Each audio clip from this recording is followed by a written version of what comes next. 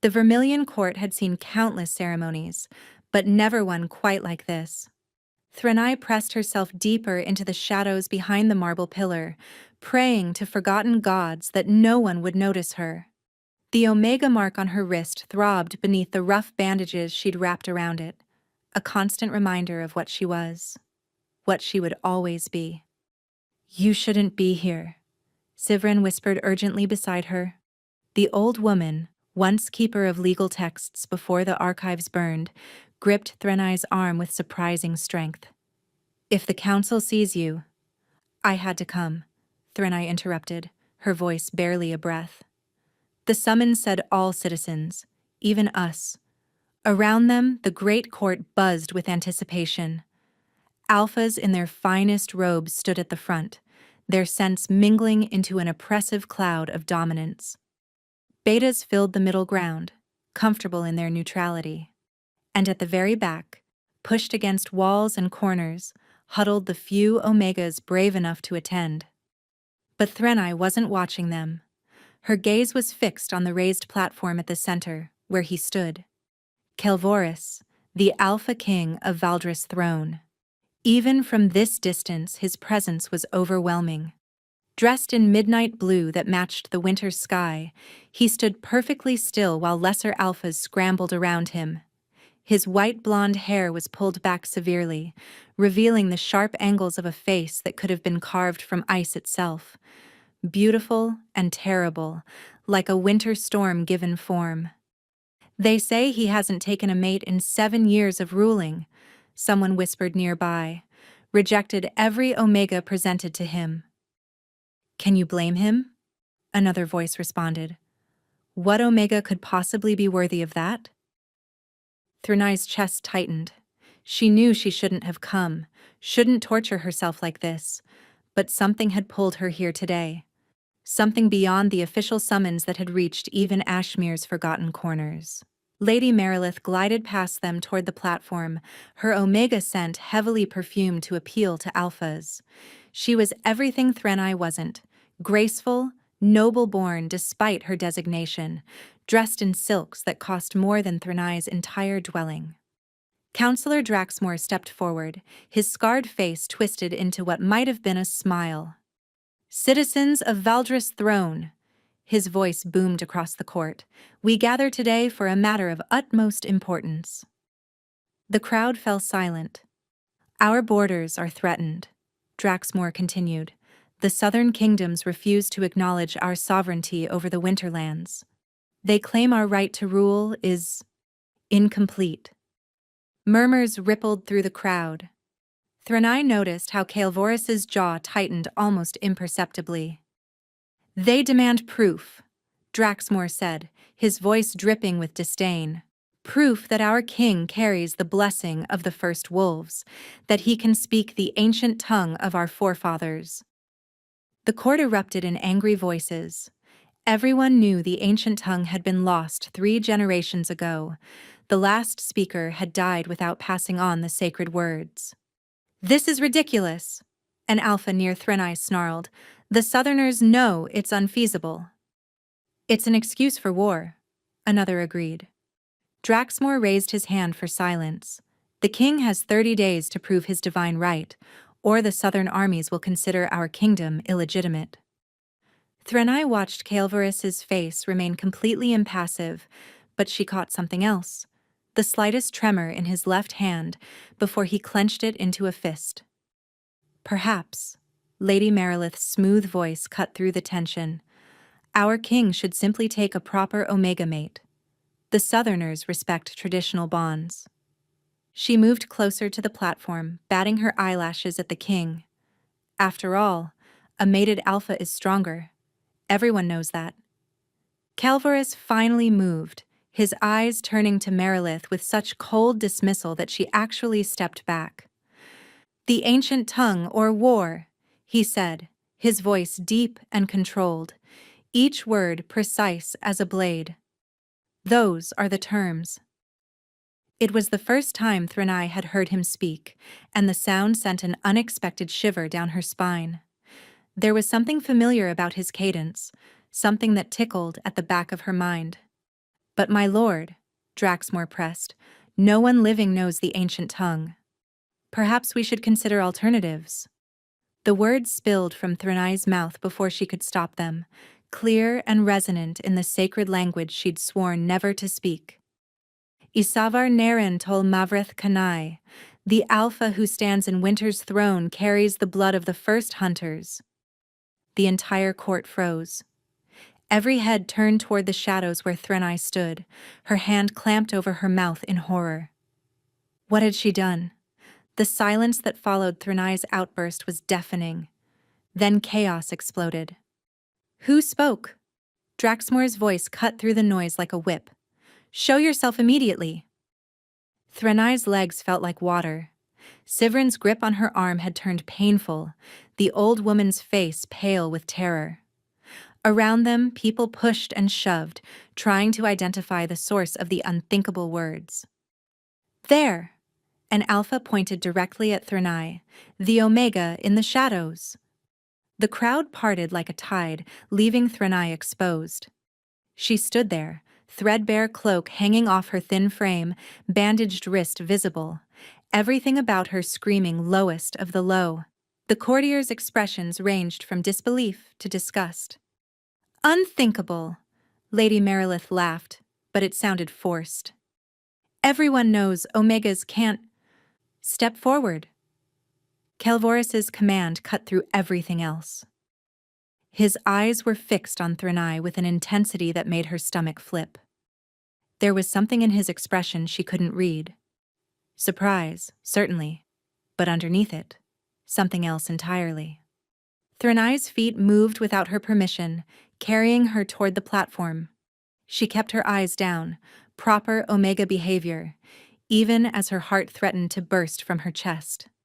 The Alphas she passed pulled back as if she might contaminate them. Stop!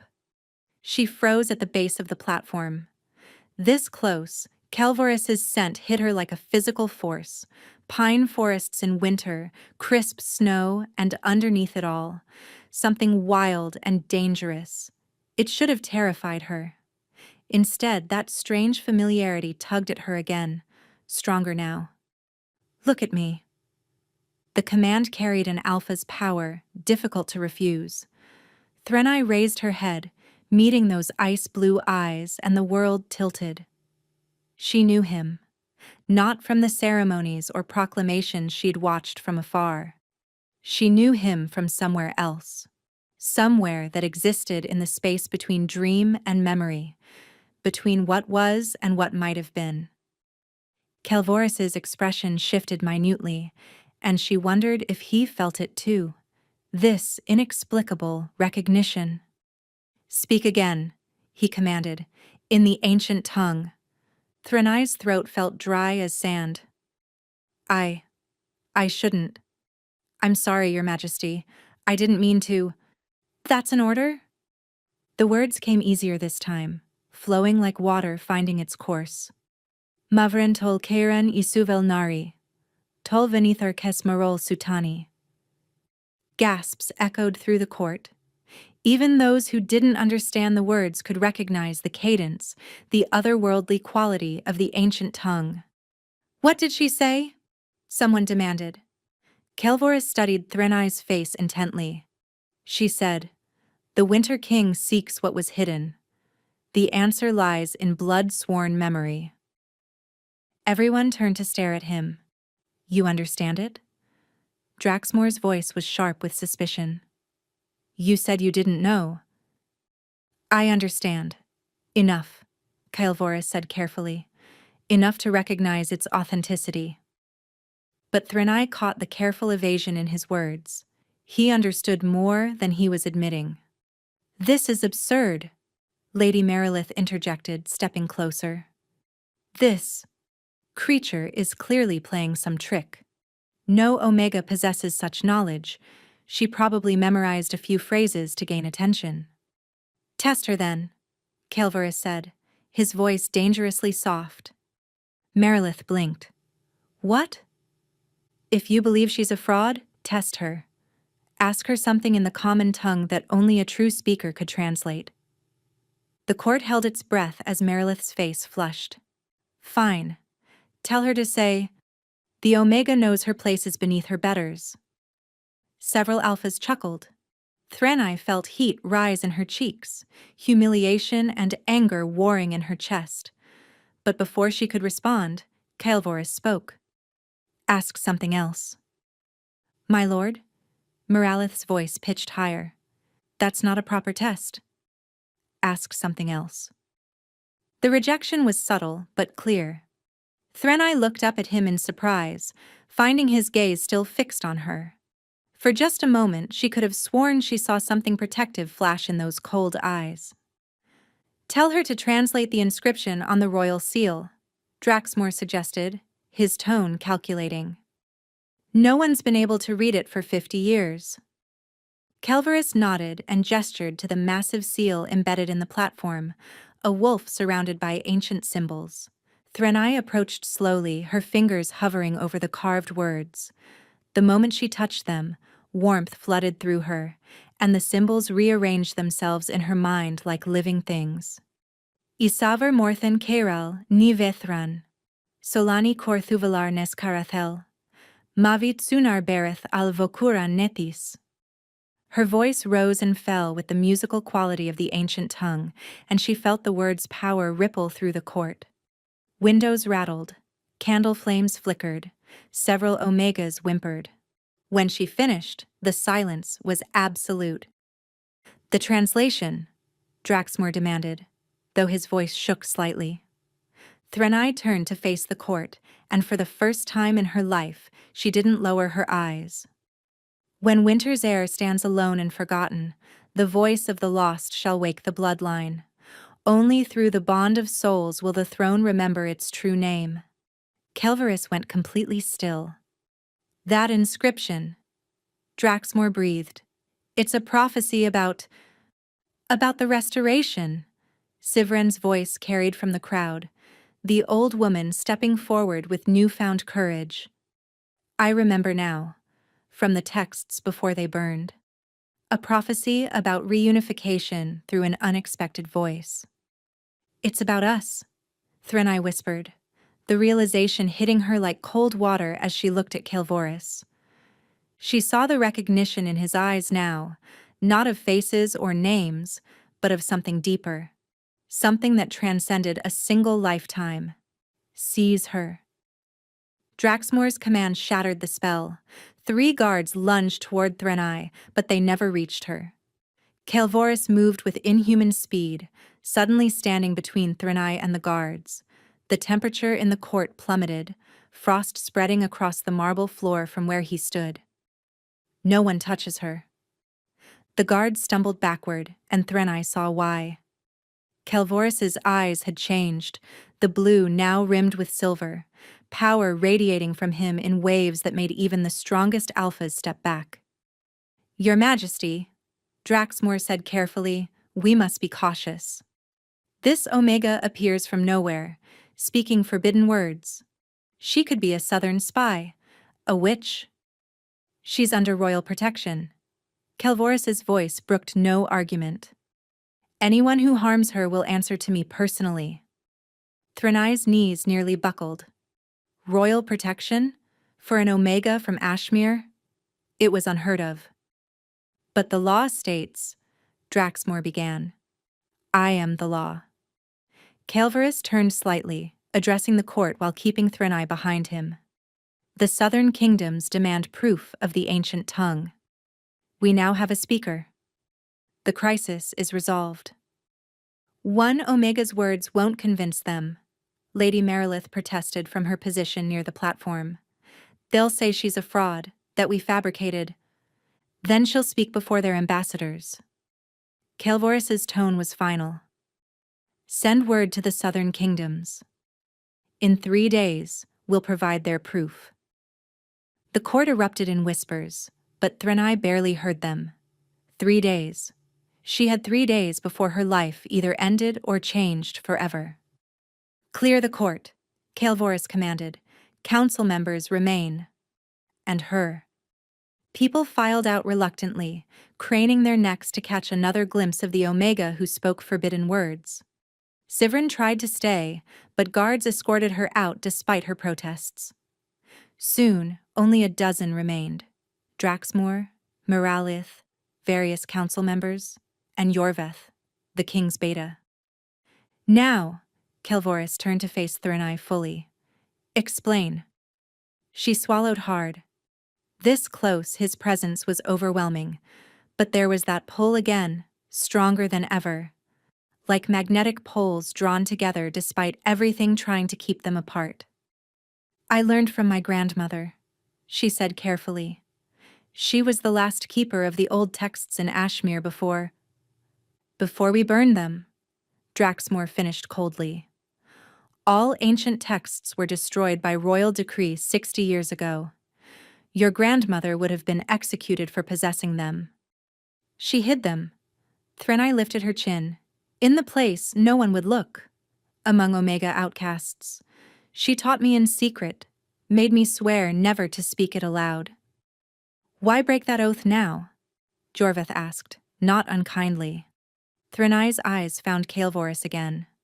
I don't know. The words just emerged, like they were waiting. Convenient, Merilith sneered. How do we know she's not making it all up? Speaking gibberish that sounds ancient? Kael'voris moved so fast Threnai barely saw it. One moment he was standing beside her, the next he was directly in front of Merilith, who cowered back. Would you like to test that theory? He asked softly. The ancient tongue carries power.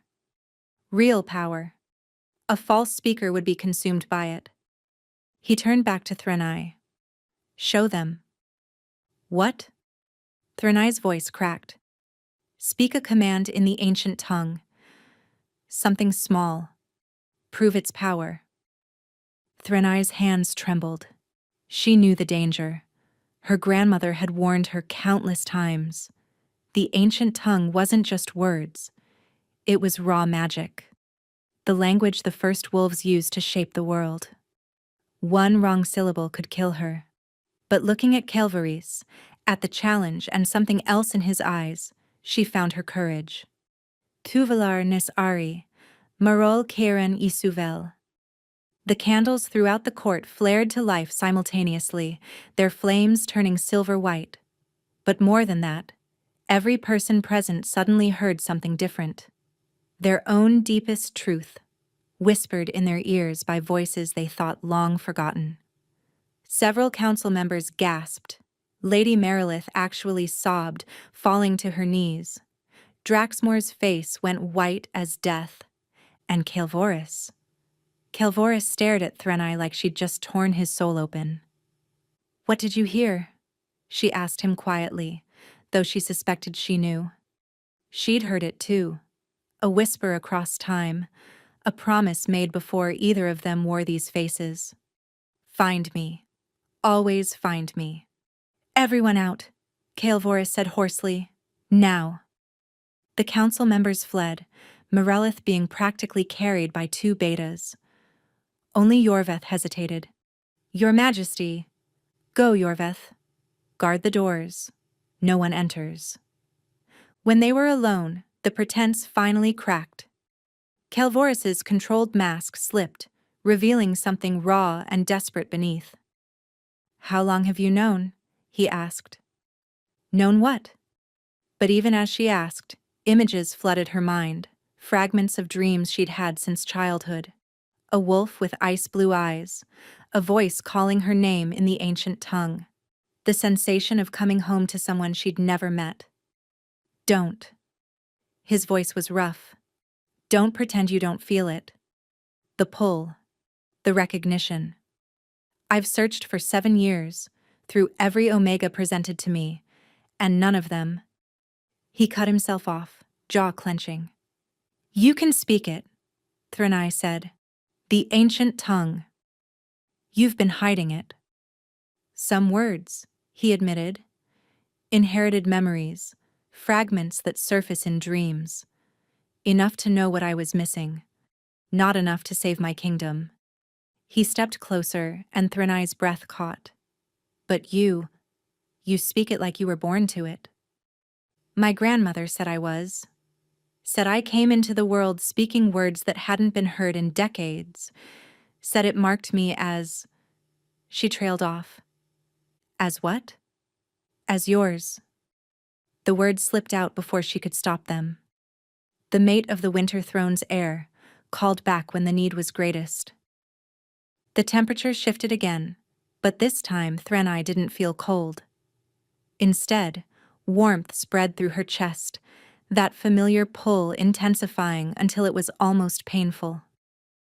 That's unthinkable, Kael'voris said, but his hand was already reaching for her, stopping just short of her cheek. You're an Omega, I'm...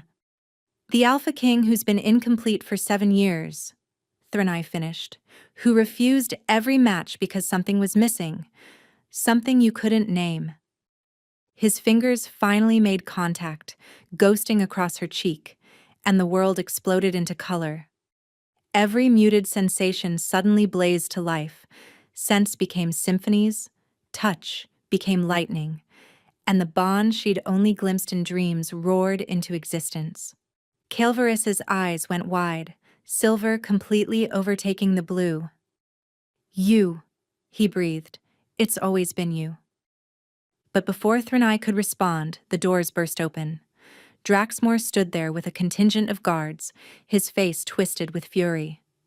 Forgive me, Your Majesty, he said, not sounding sorry at all. But I've just received word. The Southern ambassadors have arrived early. They're demanding immediate proof of our Omega's abilities. His smile was sharp as a blade, and they've brought their own test.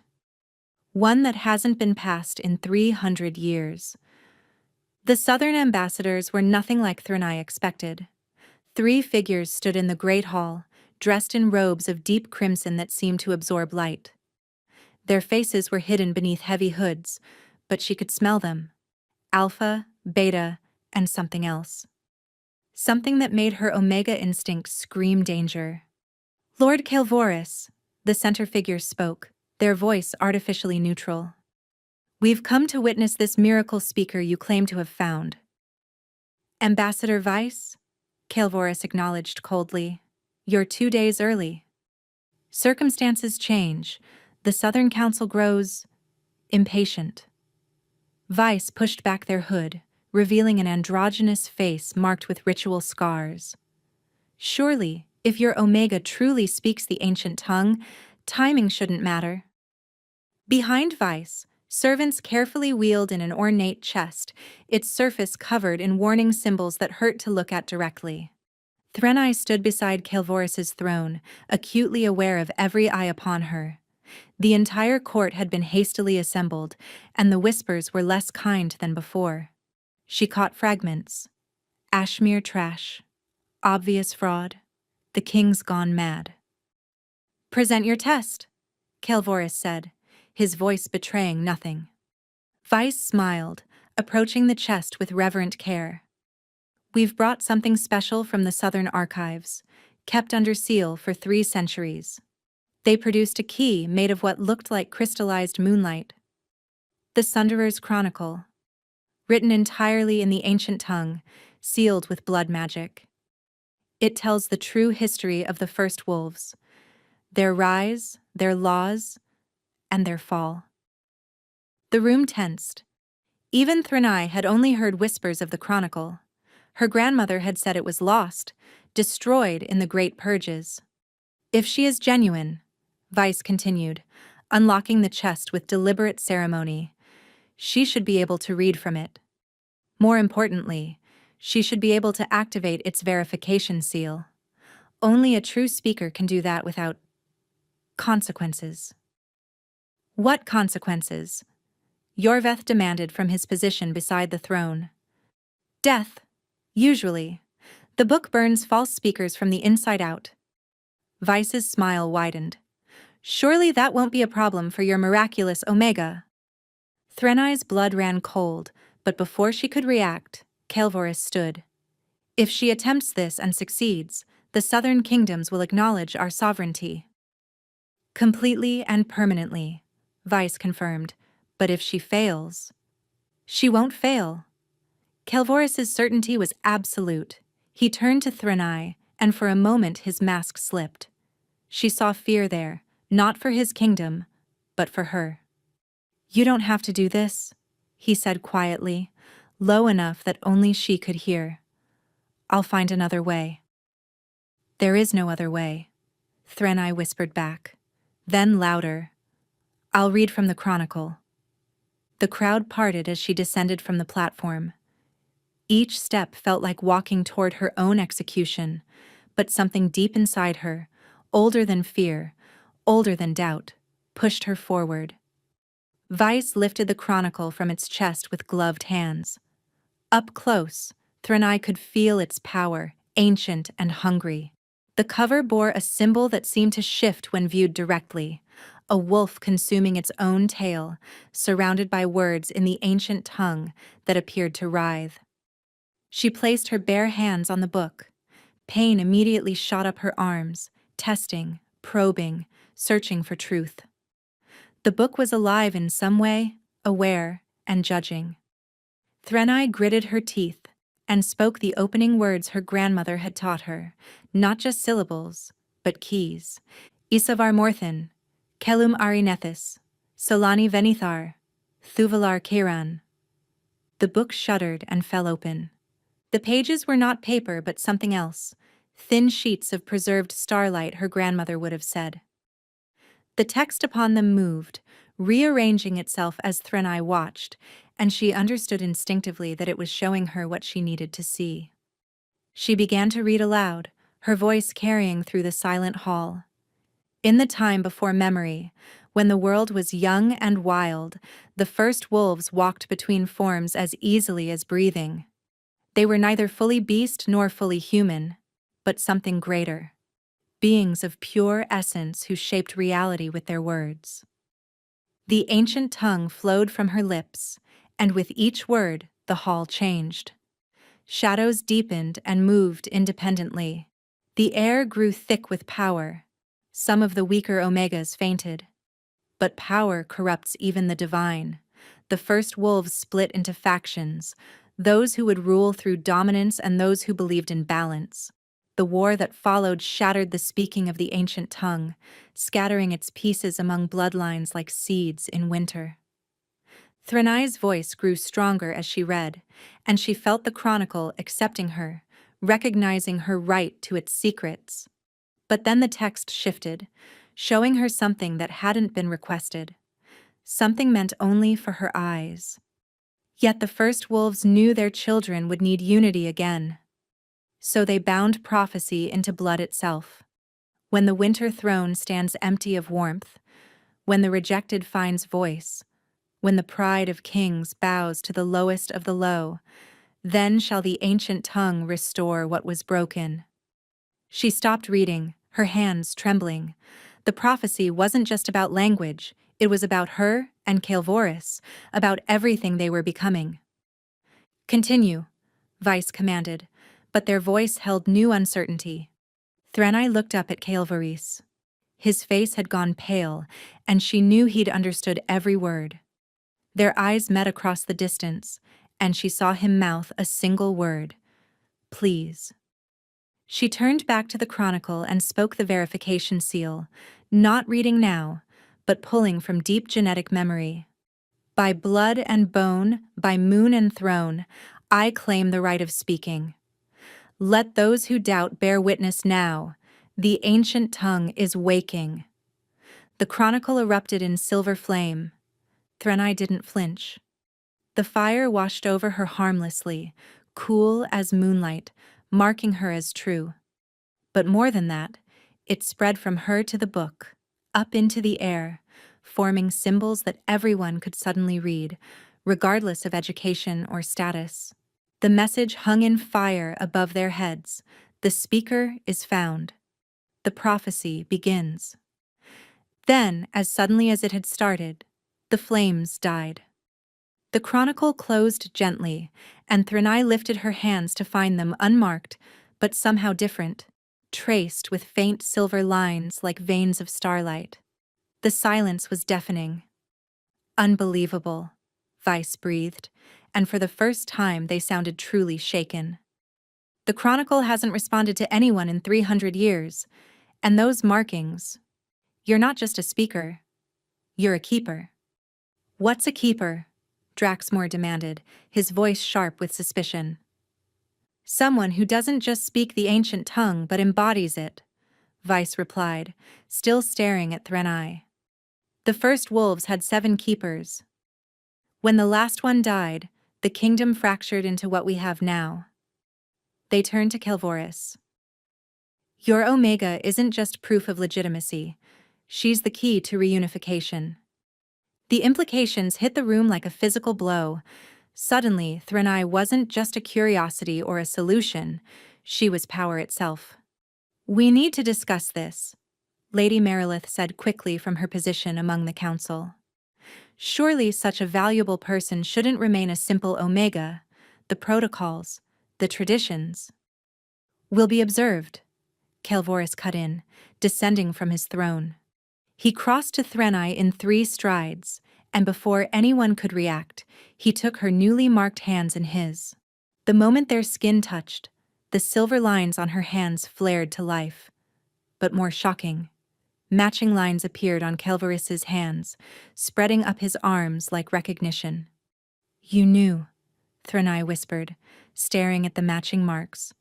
You've always known what I was. I suspected, he corrected softly. When you first spoke in the court, I felt it. The pull of complementary power. You're not just a keeper, Threnai. You're my keeper. The one meant to stand beside the winter throne. Your Majesty, Draxmore interrupted urgently.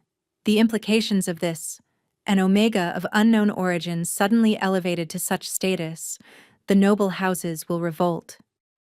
Will they? Kelvoris's voice turned dangerous, his marks glowing brighter. Against a verified keeper? Against someone the Chronicle itself has chosen? But she's still unclaimed, Merilith pointed out desperately. By law, any alpha could— Finish that sentence, Kelvoris said quietly, and find out what happens when someone threatens what's mine. The possessive claim sent shockwaves through the room. Several alphas actually stepped back, recognizing the primal warning in their king's voice. The southern kingdoms acknowledge your sovereignty, Vice said formally, though their eyes never left Threnai. But know this. Word of a keeper's emergence will spread. Every kingdom, every pack, will want to claim her power. Let them try, Kelvoris said. But even as he spoke, Threnai felt something shifting. The marks on her skin weren't just decoration, they were doing something to her, changing her on a fundamental level.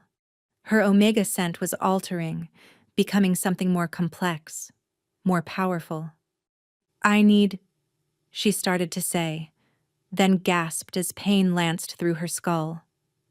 Images flooded her mind, memories that weren't hers, the first wolves running beneath ancient moons, words of power that could reshape reality, and threading through it all, a presence that felt like Kelvoris but older, wilder, calling to her across centuries. She was dimly aware of falling, of strong arms catching her, of Kelvoris's voice commanding everyone to leave. But the visions wouldn't stop. In them, she saw the truth the Chronicle hadn't revealed. Keepers weren't just speakers of the ancient tongue, they were bridges between what was and what could be, and their power came with a price.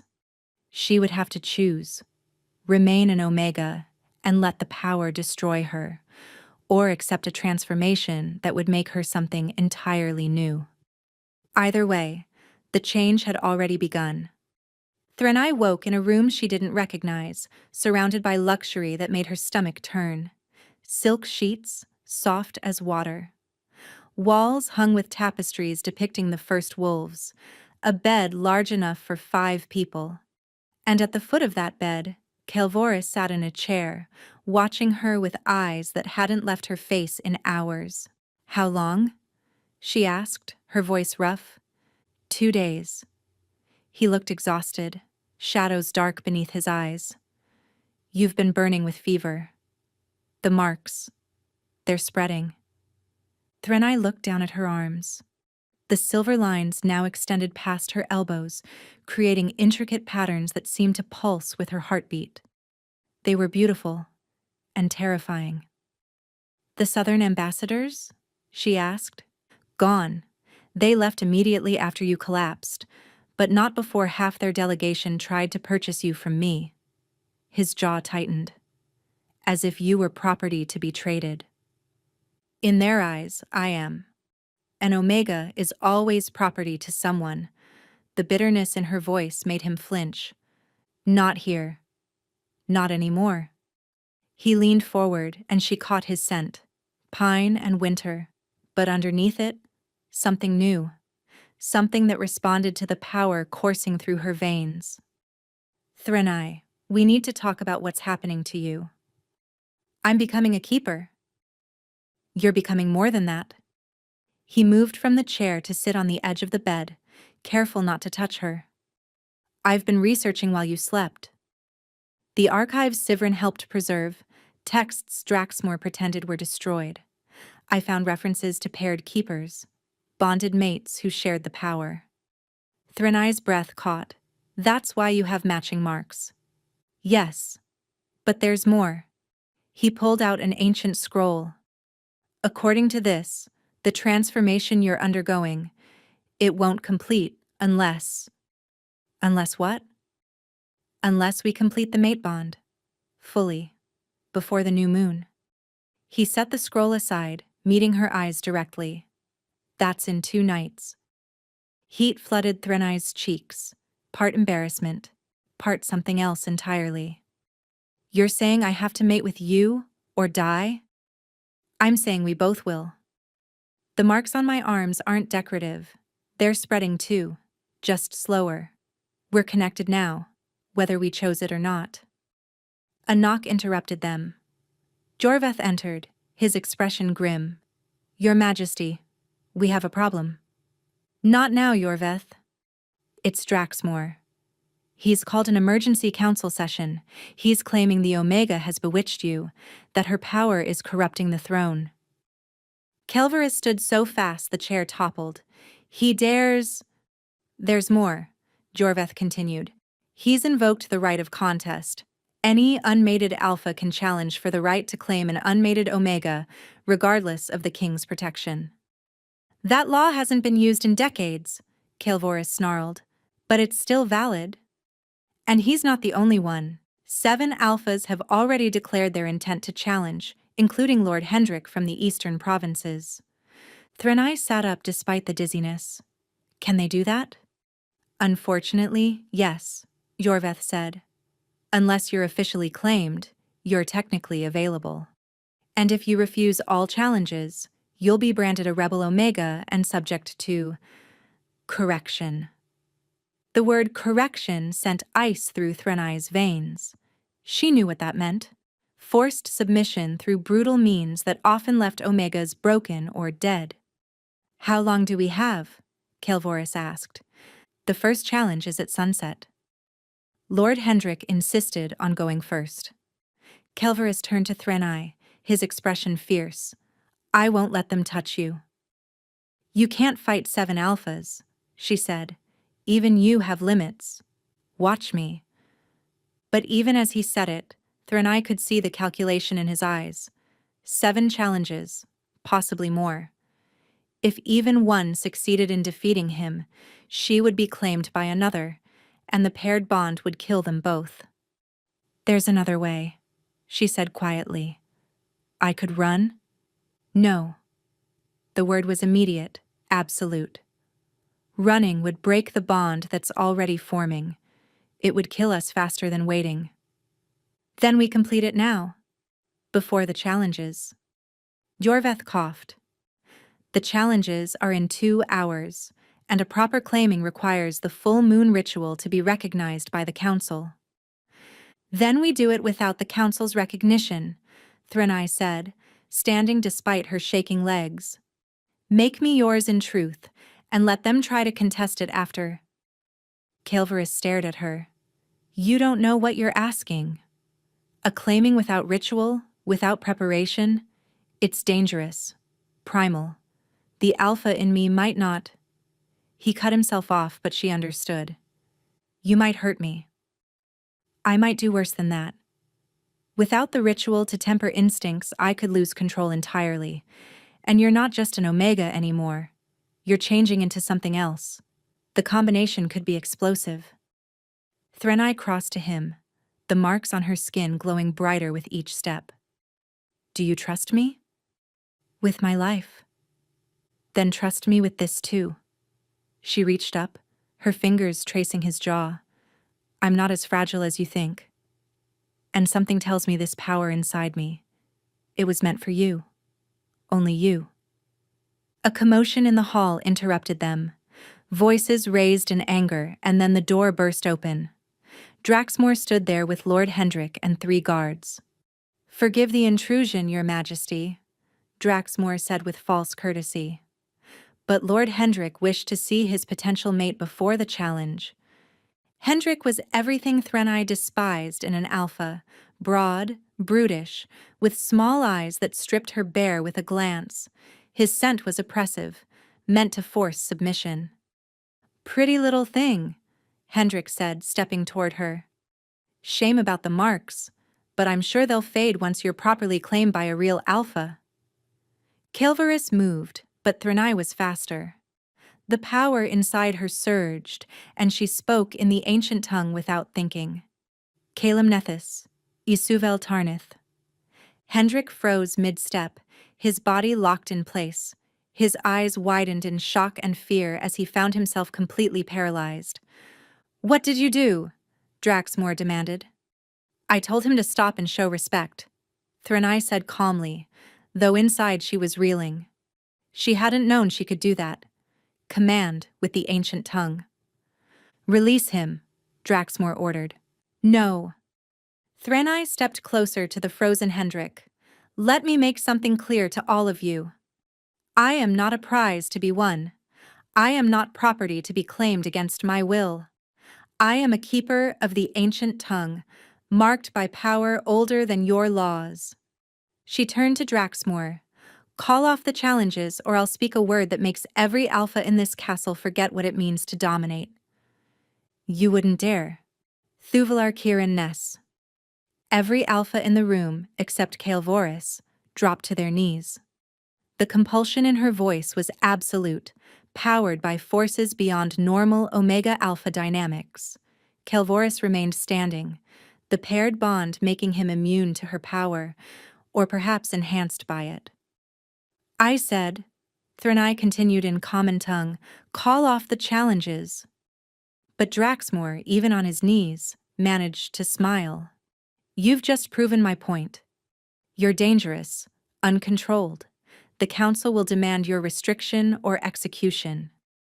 Then the council will face me, Kael'Voris said, his voice deadly quiet. You can't protect her from everyone, Draxmore gasped out. The law is the law. That's when Sivrin appeared in the doorway, the old woman moving with surprising speed. Actually, the law has a loophole you've all forgotten. Everyone turned to stare at her. The keeper's right, Sivrin continued, her knowledge of ancient law finally useful. Any keeper can claim sanctuary in the ancient temples for 1 full moon cycle. During that time, no challenges, no claims, no laws apply except those of the first wolves. That's a myth, Draxmore protested. No, Kael'Voris said slowly. It's real. The Temple of Isilvar still stands in the northern wastes. It's 3 days' journey, Jorveth pointed out, through hostile territory. Then we leave now, Threnai decided, before anyone can stop us. But even as she spoke, she felt the marks on her skin pulse with warning. Time was running out. For the bond, for the transformation, for everything. The new moon was coming, and with it, a choice that would change not just her fate, but the fate of every wolf in the kingdom. They fled the castle at midnight like thieves, though Kael'Voris was king and Threnai bore marks of power older than the throne itself. Jorveth had prepared everything in secret: horses, supplies, and a small group of 6 loyal guards who asked no questions. But as they rode through the frozen darkness of the northern wastes, Threnai wondered if they'd made a terrible mistake. The marks on her skin were spreading faster now, creating a delicate tracery that covered her arms and had begun creeping up her neck. Each new line brought pain and visions, fragments of lives lived centuries ago, words in the ancient tongue that wanted to tear themselves from her throat. "Hold on," Kael'voris murmured, riding close enough that their legs brushed. "We're almost there." But almost was relative. The Temple of Isilvar existed in a place between worlds. Sivrin had warned them before they left. You couldn't simply ride to it. You had to be called. "Something's wrong," Jorveth said suddenly, pulling his horse to a stop. "Listen." At first, Threnai heard nothing but wind. Then she caught it. The absence of sound. No night birds, no insects. Nothing but their own breathing and the horse's nervous stamps. "We're being followed," one of the guards, a beta named Marcus, said quietly. "By what?" another guard asked. But Threnai already knew. She could smell them now that she was paying attention. Alphas. Dozens of them, moving through the darkness with predatory intent. "Draxmore," Kael'voris growled. "He wouldn't dare attack his king." "He would if he's convinced the king is compromised," Jorveth said grimly. "And if he's brought enough support." A howl split the night, then another, and another. Not wolves. Alphas in their human forms, using their voices to coordinate a hunt. "Ride," Kael'voris commanded. They spurred their horses forward, but it was too late. Figures emerged from the darkness, 20, 30, maybe more. Draxmore stood at their head, his scarred face twisted with righteous fury. "Kael'voris of the Winter Throne," he called formally. "By the authority of the Emergency Council, I command you to surrender the Omega for proper evaluation and containment." "What Emergency Council?" Kael'voris demanded. "The one formed in your absence. You abandoned your throne for an unclaimed Omega. That shows compromise, weakness. The Council has voted, unanimously, to revoke your protection of her." "I am still your king." "A king who puts one Omega above his entire kingdom is no king at all." The Alphas were circling them now, cutting off escape routes. The loyal guards formed a protective circle, but they were vastly outnumbered. Threnai could feel the hostile Alpha's combined presence pressing against her senses, trying to force submission through sheer numbers. "Give her to us willingly," Draxmore continued, "and you can return to your throne. Refuse, and we'll take her anyway, and you'll be tried for treason against your own people." "You want her?" Kael'voris dismounted, his movements deliberate and dangerous. "Come and take her." The change happened so fast, Threnai almost missed it. One moment Kael'voris was standing beside his horse. The next, a massive white wolf stood in his place, larger than any natural wolf could be. His eyes blazed silver in the darkness. Several Alphas stepped back. Shape-shifting was rare, a sign of pure bloodlines and immense power. But Draxmore just smiled. "I hoped you'd do that." He pulled out a vial filled with something that glowed sickly green. Before anyone could stop him, he shattered it on the ground. The scent that rose from it was wrong, artificial and sharp, designed to drive Alphas into uncontrolled aggression. Every Alpha present except Kael'voris immediately shifted to partial form, that dangerous state between human and beast where rational thought dissolved into pure instinct. Their eyes went red, focused entirely on Threnai. "Synthetic rut inducer," Draxmore said, backing away from his own allies. "Illegal, yes, but necessary. They won't stop until they've claimed her. Even you can't fight 30 Alphas in rut." The guards tried to hold the line, but they were overwhelmed in seconds, not killed, but knocked aside as the maddened Alphas focused on their true target. The first alpha lunged at Threnai. Kelvoris met him midair, jaws crushing his throat before he could even scream. But 3 more were already moving, and more behind them. Threnai watched in horror as Kelvoris fought with desperate fury, but the numbers were overwhelming. For every alpha he brought down, 2 more took their place. Blood, his blood, was staining the snow. "Stop!" she screamed, but her voice was lost in the snarls and howls. The marks on her skin blazed with sudden heat. The ancient tongue rose in her throat, not words she'd learned but something deeper, more primal. The language the first wolves used before language existed. "Yisavar morthin kellam ari nethis." The words exploded from her with physical force, knocking every fighting alpha to the ground. But more than that, the very air around them changed, shimmering like heat waves despite the cold. Threnai didn't think. She ran to Kelvoris, who had shifted back to human form, bleeding from dozens of wounds. She pressed her marked hands to his chest, and power flowed between them. Not healing exactly, but something more fundamental. "What are you doing?" he gasped. "What I was born to do." She looked up at the circling alphas, who were shaking off the command but still held back by something. Completing what was started centuries ago. The marks on her skin were moving now, flowing like living things down her arms and onto Kelvoris. Where they touched him, his wounds closed. But more than that, they were writing something on his skin, symbols that matched hers perfectly. "The paired bond," someone whispered. "She's initiating the paired bond without the ritual." "That's not possible," Draxmore snarled, finding his voice again. "She's just an Omega." "I am not just anything," Threnai said, and her voice carried harmonics that shouldn't exist in a human throat. "I am the keeper of words, the bridge between worlds, the voice of the first pack. And he," she pressed her forehead to Kelvoris's, "is my chosen mate, my other half, the silence to my sound." The ground beneath them cracked, and from those cracks came light, silver and gold intertwined. The temple of Isilvar was answering, not because they'd found it, but because she'd called it. Stone rose from the earth, ancient and worn but solid. Walls formed around them, pushing the hostile alphas back. In moments, they stood within a structure that hadn't existed heartbeats before. The temple. Come to them rather than them to it.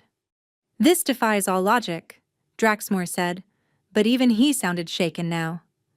"The ancient tongue doesn't deal in logic," Threnai said. She helped Kelvoris to his feet, their joined hands glowing with shared power. "It deals in truth and necessity."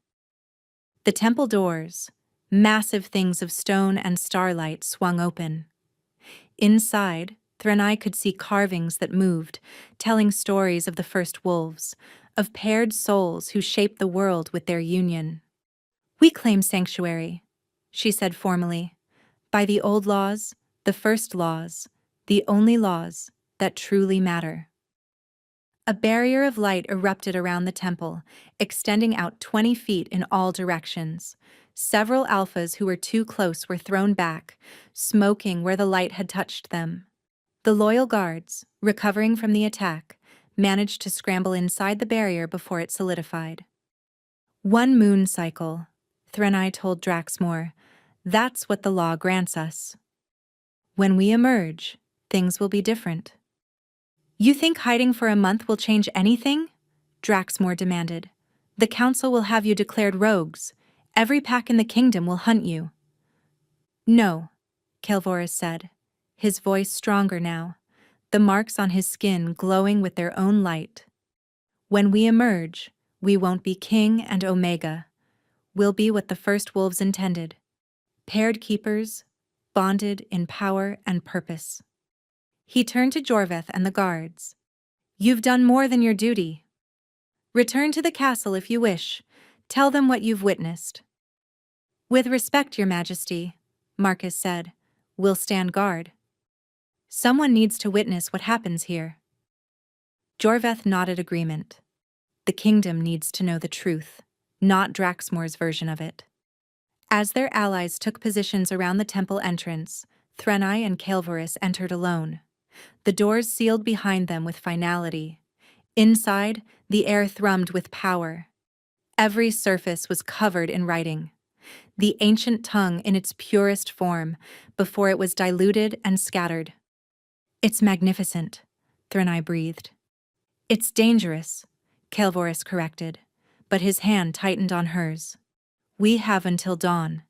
The new moon rises tonight, and with it, we either complete the bond or die trying." But even as she spoke bravely, Threnai felt the weight of what they were about to attempt. The paired bond would either make them the most powerful beings in generations, or it would destroy them both. Outside, she could hear Draxmoor organizing the alphas into shifts, ensuring the temple would be watched continuously. But also, she heard Jorveth's voice, strong and clear, telling any who would listen about what they had witnessed. The Omega who commanded alphas, the king who fought 30 to defend her, the temple that rose from nothing. The word would spread. By dawn, all would know that something unprecedented was happening in the northern wastes. They were trapped, but somehow, Threnai had never felt more free. Tonight, under the new moon, everything would change. The new moon rose invisible in the darkness, but Threnai felt it in her bones.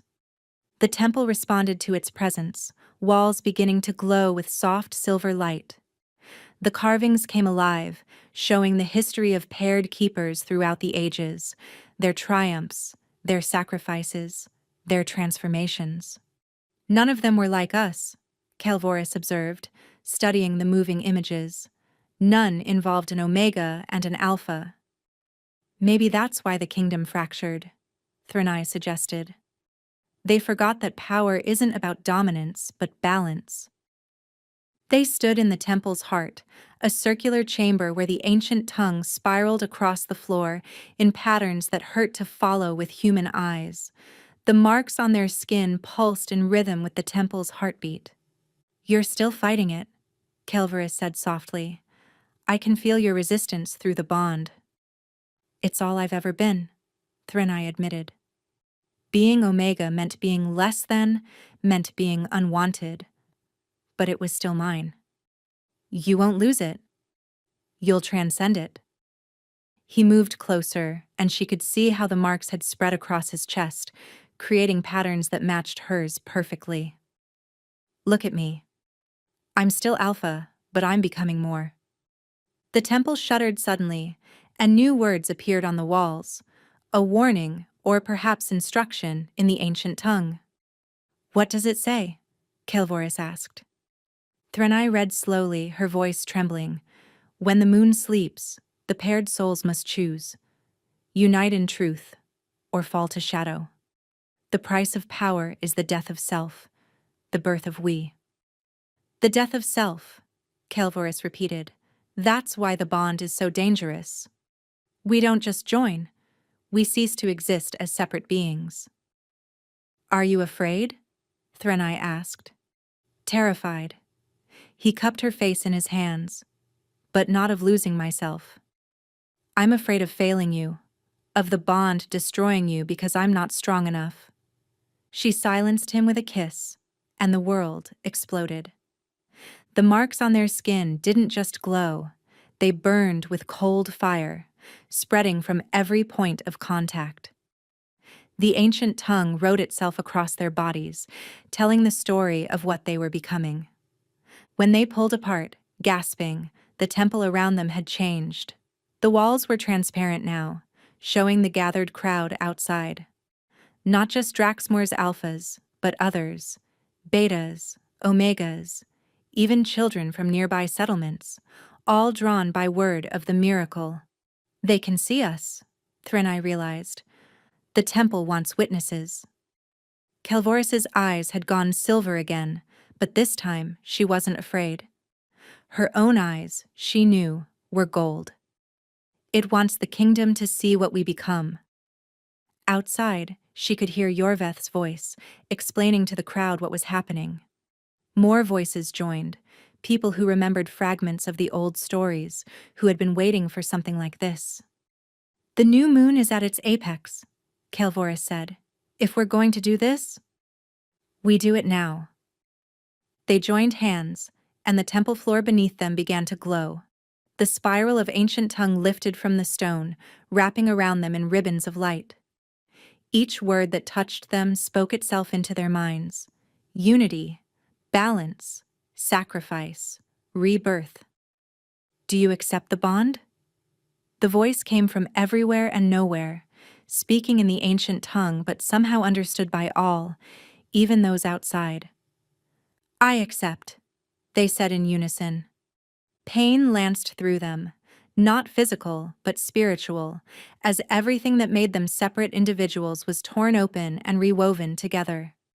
Threnai felt Calvoris's memories flooding into her, his childhood isolation, his desperate search for something he couldn't name, his recognition of her from dreams he'd had for years. He was experiencing hers too, she knew, the rejection, the hiding, the desperate hope that someday she would matter to someone. "You matter to me," he gasped against her mouth. "You matter to everything." The ribbons of light pulled tighter, and suddenly they weren't two people anymore. They were one consciousness in two bodies, feeling everything doubled. Every sensation, every emotion, every breath. But then came the price. The Omega designation that had defined Threnai began to dissolve, not disappearing but transforming into something new. Similarly, Calvoris's alpha nature shifted, evolved, became more than simple dominance. They were rewriting the very nature of what it meant to be wolf. Outside, every person present, Alpha, Beta, Omega, fell to their knees. Not in submission, but in recognition. This was what they had lost, what their ancestors had broken, the perfect unity of matched souls that transcended designation. The ancient tongue erupted from them both, but it wasn't speaking. It was singing. The wordless song of the first wolves, the sound that had shaped the world before words existed. The temple walls shattered, not destroyed but transformed, becoming a shower of lights that rained down on the gathered crowd. Where the lights touched, people gasped as understanding flooded them, fragments of the ancient tongue, just enough to comprehend what they were witnessing. Threnai and Calvoris stood in the ruins of the temple, but they were transformed. The marks had settled into their skin permanently, silver on him, gold on her, creating complementary patterns that told the same story from different angles. "This cannot be," Draxmore said, but even he had fallen to his knees. "The laws, the traditions." "The old laws died tonight," Threnai said, and her voice harmonized with itself, carrying the power of the ancient tongue even in common speech. "Along with the Omega you tried to claim, and the Alpha who would have allowed it." "We are something new," Calvoris added, his voice resonating with hers. "Keeper and King, Omega and Alpha transcended. We are proof that the divisions were always false." Lady Merilith pushed through the crowd, tears streaming down her face. "The dreams," she sobbed. "I've been having dreams of the ancient tongue, of power flowing through my veins." "Other Omegas have too. We thought we were going mad." "You weren't," Threnai said gently. "The ancient tongue has been waiting in your blood. In all our blood. It just needed someone to speak it back to life." She raised her voice, addressing the entire crowd. "The age of rigid designations is ending. Alpha, Beta, Omega. These are aspects of our nature, not chains to bind us. The first wolves knew this. They spoke as equals, loved as equals, ruled as equals." "But the structure of society," Draxmore protested weakly, "will evolve or die," Calvoris said firmly. "Those who wish to cling to the old ways are free to leave. But Valdris' throne will become something new, a kingdom where worth isn't determined by designation but by character. He gestured, and words of light appeared in the air, written in both the ancient tongue and common speech. Let all who would lead be chosen by those they serve. Let all who would claim another earn that right through respect, not force. Let the strength of the pack be measured by how it protects its most vulnerable. The words carve themselves into the earth, into stone, into the very air. They were law now, unbreakable and eternal. "This is revolution," someone whispered. "This is restoration," Threnai corrected. "We're returning to what we were meant to be before fear and hierarchy divided us." Dawn was breaking, painting the sky in shades of rose and gold. The new moon had set, taking the old world with it.